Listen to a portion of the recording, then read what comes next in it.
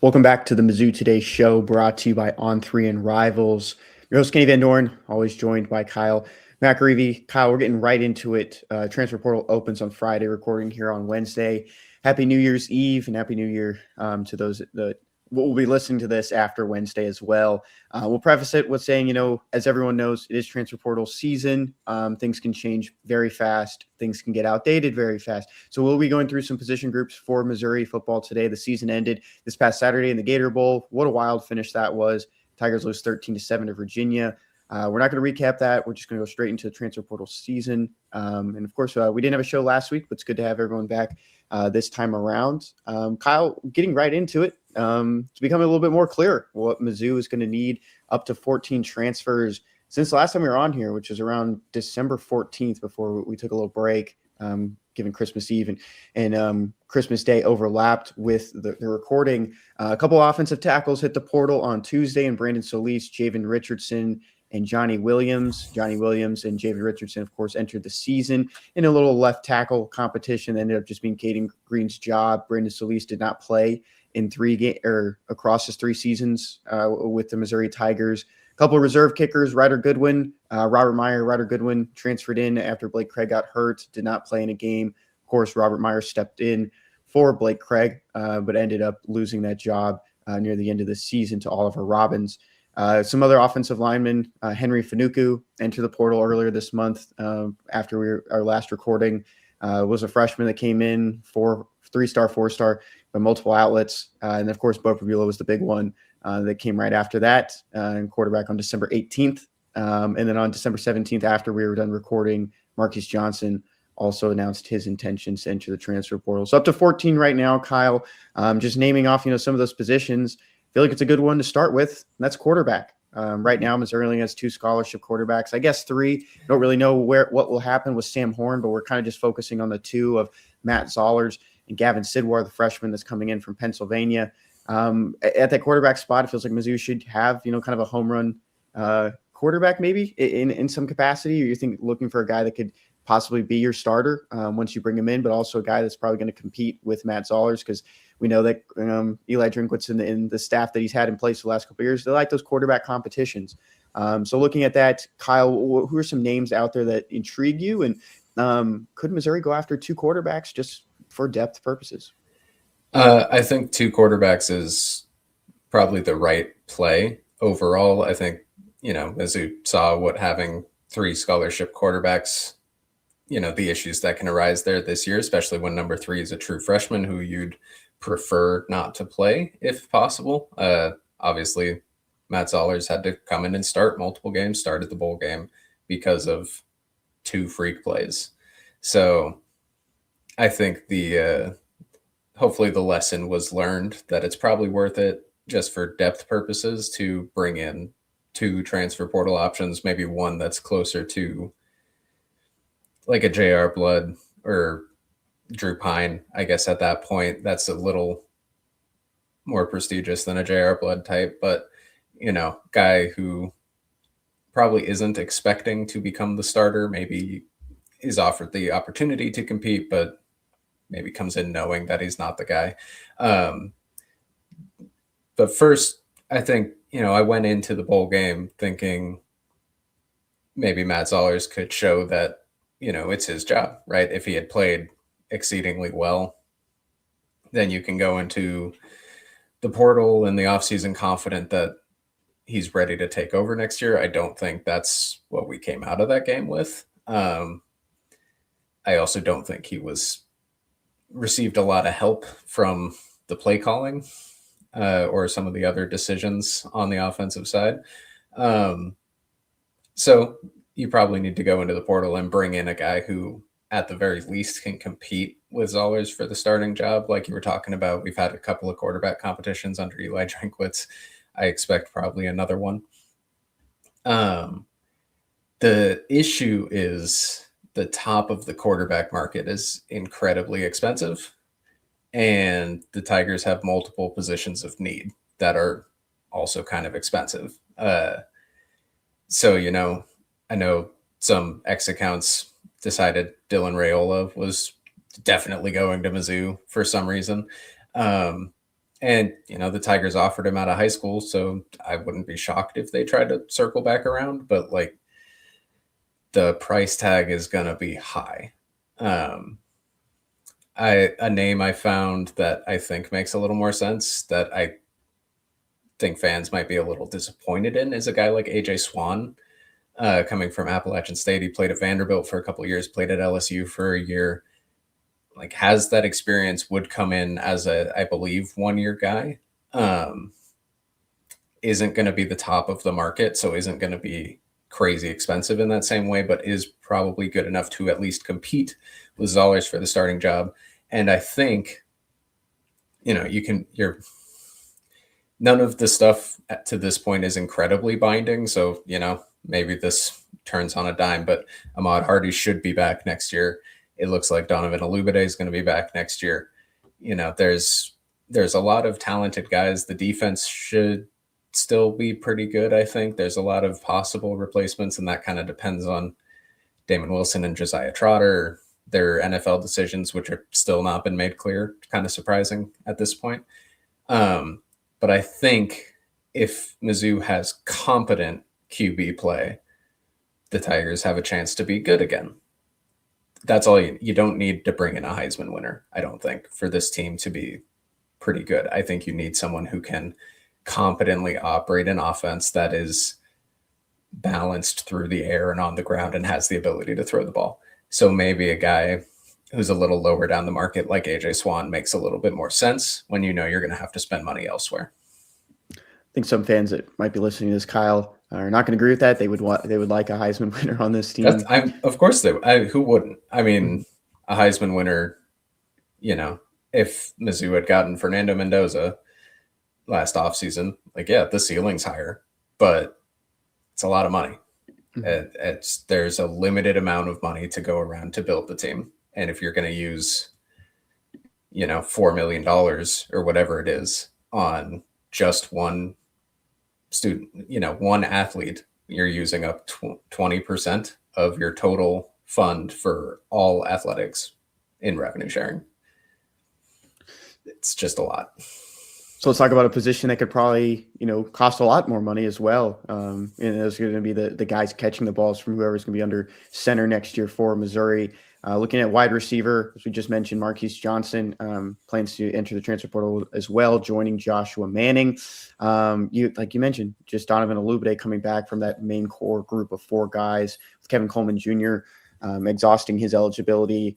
I know there's a lot of good ones out there. Cam Coleman was probably the biggest one that hit with entering the portal, planning to enter the portal from Auburn. But there's some other ones with ties to Missouri, and one that already has an offer from the D2 ranks. Wouldn't be surprised if Missouri goes after a couple, especially just for depth and maybe some guys with eligibility. But where's your mind on wide receiver right now? I think there's got to be at least 3 probably additions. We're looking at 6 exits now.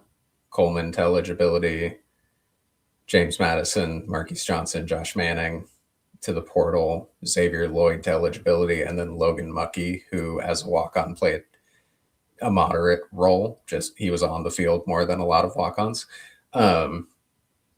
And they only brought in 2 freshmen. I know there's still work to try to get a third in the class of 2026, but just purely on bodies, that room's too small right now. So you probably need to bring in at least 3 from the portal just to get back to almost the same amount of receivers you had on the team last year. And depending on how confident the Tigers are in Demarion Folks and Sean Terry to take a step forward, depending on how confident they are that Daniel Blood could be a legitimate SEC slot guy,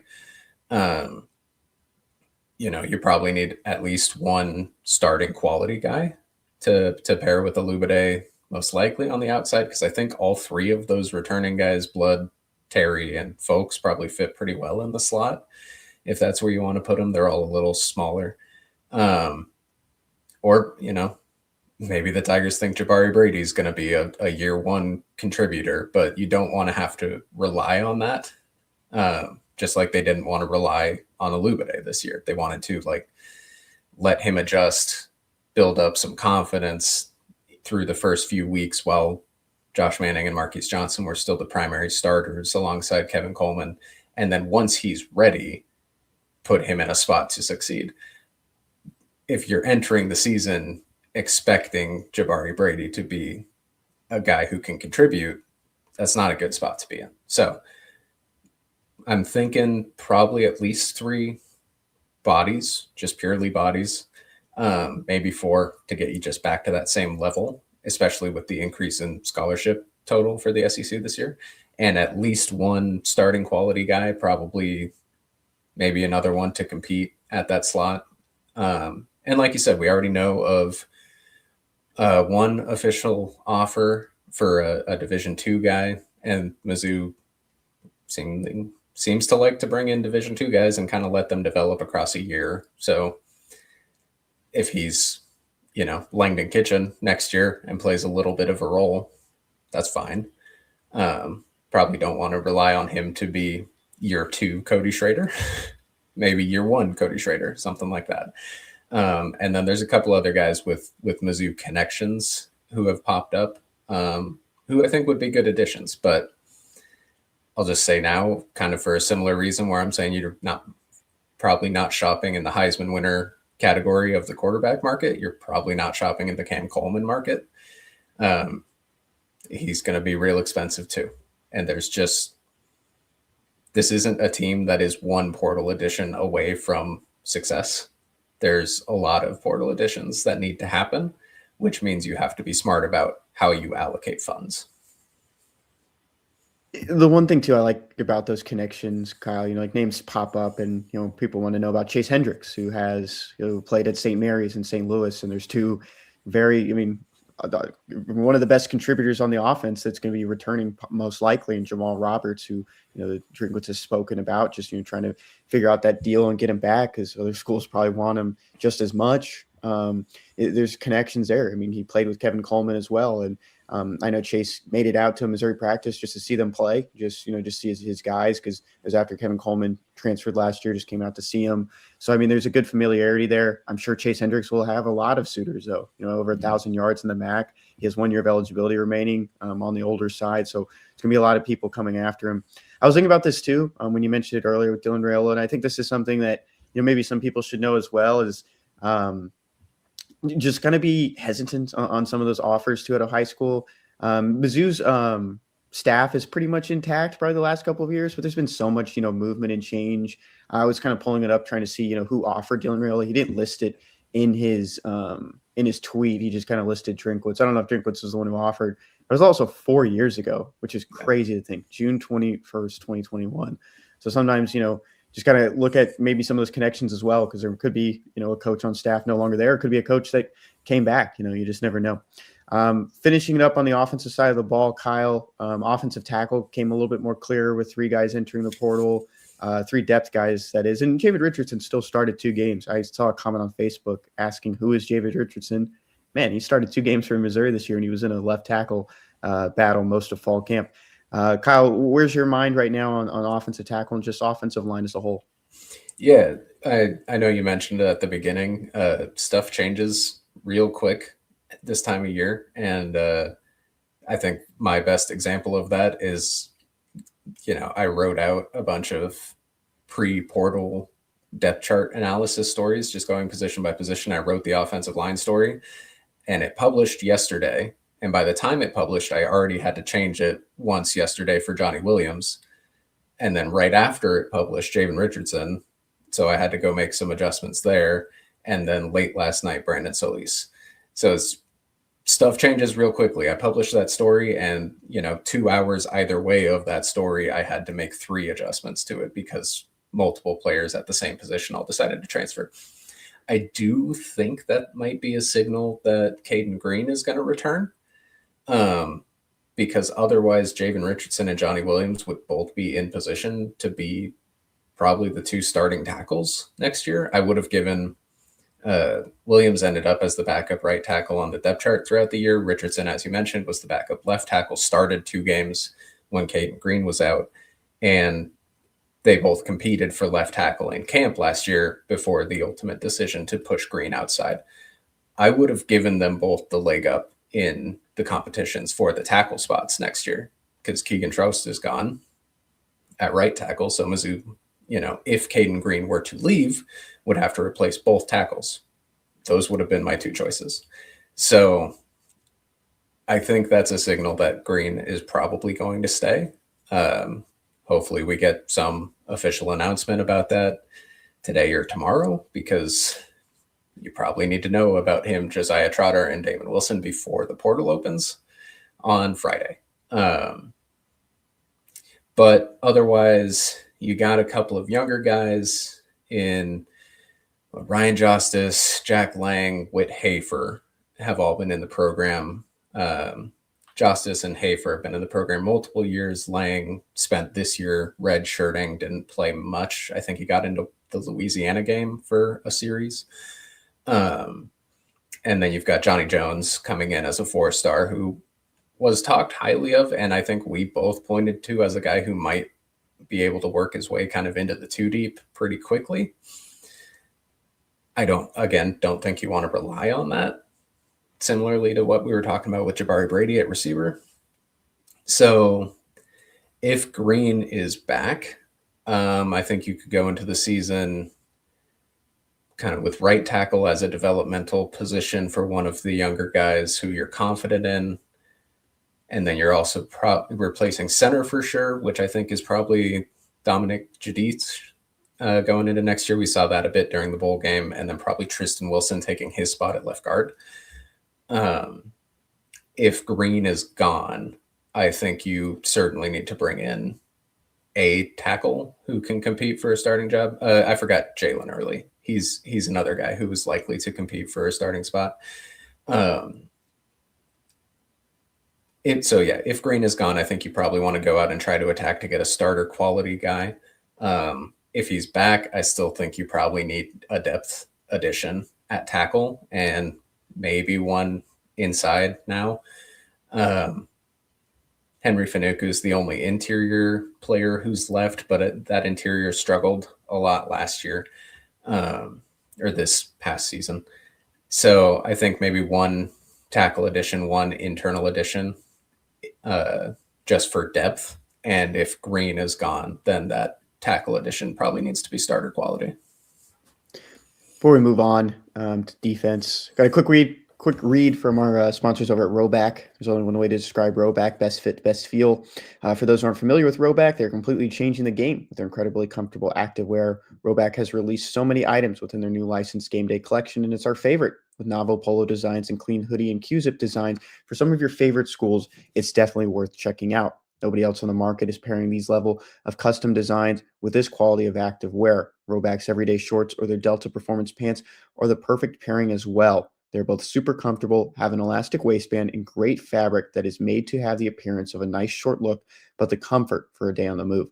Roback has also been proudly leading the NIL charge, having signed partnerships with multiple college football stars, past and present. You're becoming the go-to brand for college athletes across the country.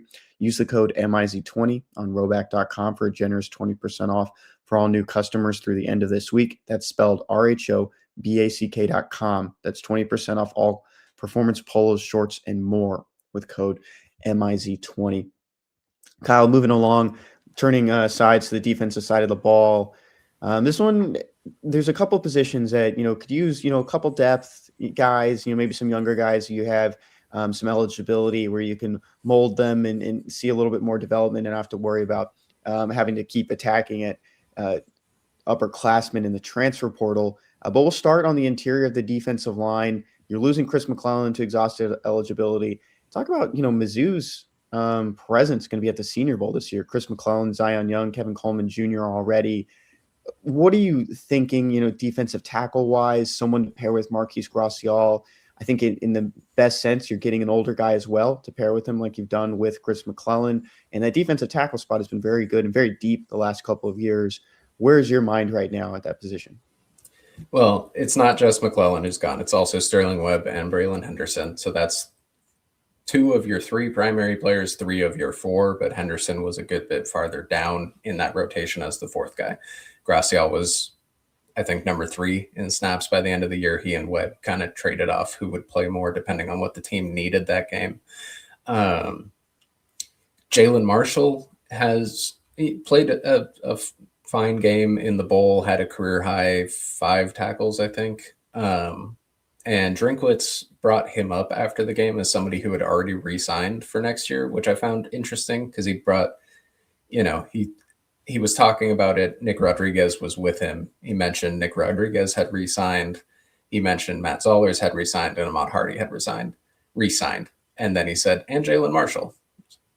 That's not a name that I expected in that same conversation alongside 3 expected starters.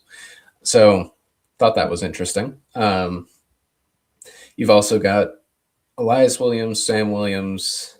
Elias Williams has been talked highly of, just his physicality since he got to campus. Maybe he's ready for a step up. Maybe Sam Williams is. Jason Dowell, as a freshman this year, I don't think he redshirted. I think he played special teams enough not to. Or I might be mixing him up with Dante McClellan. Dante McClellan didn't redshirt as a linebacker. So, but Jason Dowell got spoken of highly of through camp and throughout the year.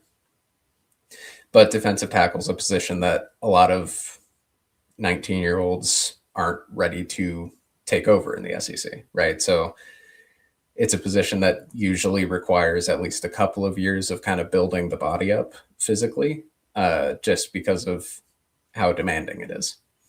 So I think, like they did with McClellan a couple of years ago, going out and getting a guy who can kind of be, another top tier guy in the room would be important.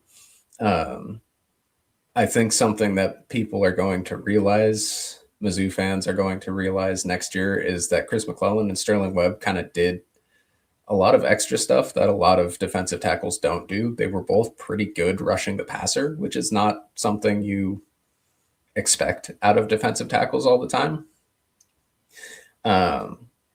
So it just might take a step back because Chris McClellan especially is kind of a special type of player in that position, a little bit different than a usual defensive tackle. So he's going to be hard to replace. But I think just purely on bodies, you're losing 3. You brought in 1 in Taj Overton.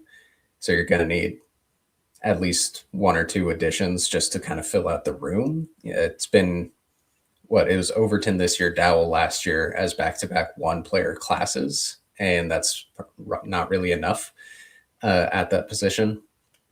So you probably need to bring in, I think, a starter to pair with Gracial, and then maybe Marshall is your 3rd guy in the rotation. And then if you want a 4th guy in the rotation, maybe that's the spot you throw in Elias Williams, Sam Williams. And then maybe an addition of like a redshirt freshman or a sophomore type age of guy just to pair with Dowell and with Overton long term, just so you can kind of fill out what you missed on in the high school ranks those past couple of years. When you kind of start moving back and outside of the interior defensive line, there's still a lot of question marks. I would say just on where some of these draft eligible players might be thinking if Josiah Trotter will come back. I mean, how does that change linebacker? Damon Wilson, if he goes to the draft, I mean, are they going to go after another big hitter on the edge? But we'll look at cornerback next. That's going to be a position, of course, Drinkwitz mentioned. He kind of joked about in his press conference. He said they're going to be in the market for 2 cornerbacks. And he didn't mean to say it, but he said it. And it feels like it was one of the more clear positions as well. It's like wide receiver and quarterback. You're definitely going to need an impact player, maybe even a couple starters. Where is your mind right now at the cornerback spot? And I mean, who are some names already out there that intrigue you? I think primarily the thought process is Nick DeLoach was a starter and should probably be a starter again if he's able to kind of work his way back in. And then I know we've talked about it before. Corner has been a spot that takes a little bit for transfers to adjust to within Mizzou's system. So I think having DeLoach as that carryover guy who already knows what he's doing is important. But Mizzou likes to use a 3-player rotation at cornerback. At least the last couple of years it has. And I'm not sure you want Cameron Keys or Shamar McNeil, who both haven't played all that much, to just be thrown in as a primary rotational guy. That's just a big ask. I think this might be an opportunity to go out and get 2 starter quality corners and maybe go with a 4-person rotation, like I was talking about with defensive tackle, where that fourth guy is a little bit lower down the snap count. And that's a spot where you could have McNeil or Keys kind of work in more regularly, get some serious reps so that they are then ready to go in the future. But I do think certainly you need at least one starter at corner. And, maybe the team feels a lot better about McNeil or Keys than we on the outside do right now. I know both of them got shouted out during fall camp multiple times, but I think probably 2 starter quality guys is the way to go here, and pair them with Deloach in the primary rotation and allow those younger guys to kind of work in more. Same with Mark Manfred, or even like Jackson Gates, one of the incoming true freshmen. Allow them to get some game reps and actually like learn the system in game before asking them to take very serious roles. Outside of those positions that we talked about, Kyle, punter is one that comes to mind. You're going to need a starter there. They might, look for some walk-on kicking depth. What else did we miss just on, where these kind of transfer portal needs as it opens on Friday? Yeah, I mean, punter's a big one. Wesselman is out of eligibility anyways, but you'd probably want a better punter next year anyways. I haven't really looked at how many punters have entered the portal yet, but it's probably not the easiest position to find quality guys at, just because there's only so many legitimately good punters. Kicking, I think you're probably going to want to add a body, just because now after both Meyer and Goodwin plan to enter the portal, you're stuck with 2, and I don't think you want to be stuck with 2 again. Even if one of them's Blake Craig, who as the starter, totally fine. You're good there. You don't need a starting kicker. The other thing to hit, I know we kind of glossed over it, but those NFL decisions for Josiah Trotter and Damon Wilson. If Trotter is back, I think he and Nick Rodriguez is a pretty incredible 2 primary guys at linebacker. I don't think you're worried about that at all if Trotter's back. And then you could have Jeremiah Beasley and Brian Huff or Dante McClellan kind of work into those 3-4 roles that, again, take actual reps, but aren't being asked to be primary guys. If Trotter leaves, you're probably looking for a starting linebacker to pair with Rodriguez, unless the team feels really good about Beasley, in which case maybe just a rotational addition, or Huff, I guess, Beasley or Huff. If Damon Wilson is back, that defensive end room, totally fine. No need to do anything to it. Damon Wilson, Darius Smith, Nate Johnson, Langdon Kitchen as your primary 4 is great. Dayton Hopkins, impressed in limited opportunities this year, kind of let him work into a bigger role next year. Great. I think you're fine there. DeMarcus Johnson being the one addition through the JUCO ranks in the high school class. Maybe a body just for depth, but I think 6 is probably fine. If Damon declares for the draft, then I think that is an opportunity to maybe go out and make kind of a splash move like they did with bringing in Wilson last year, because a room of Darius Smith, Nate Johnson, Langdon Kitchen, Dayton Hopkins is still good. I think that's a good edge rusher room.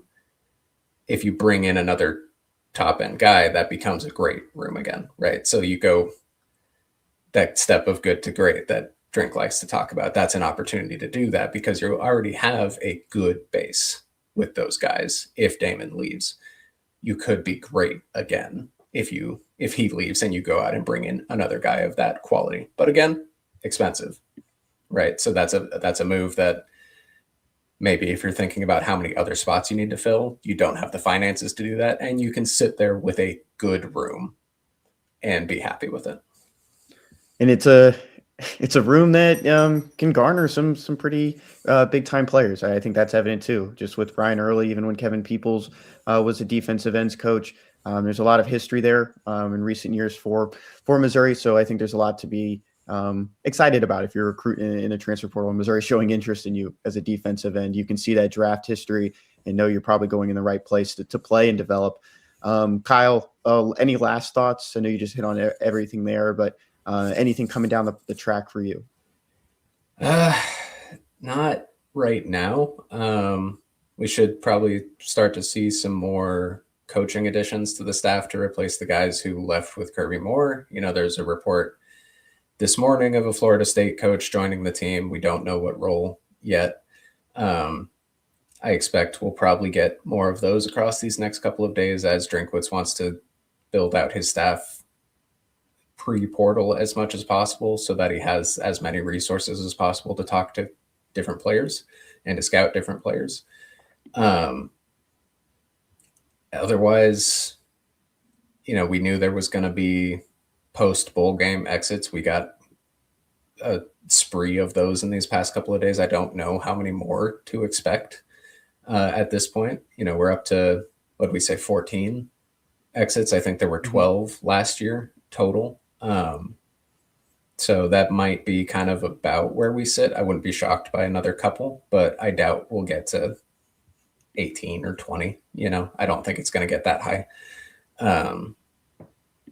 But then the craziness starts Friday and the news all gets better, right? It all gets happier when players are coming in versus the month that we've spent covering players leaving.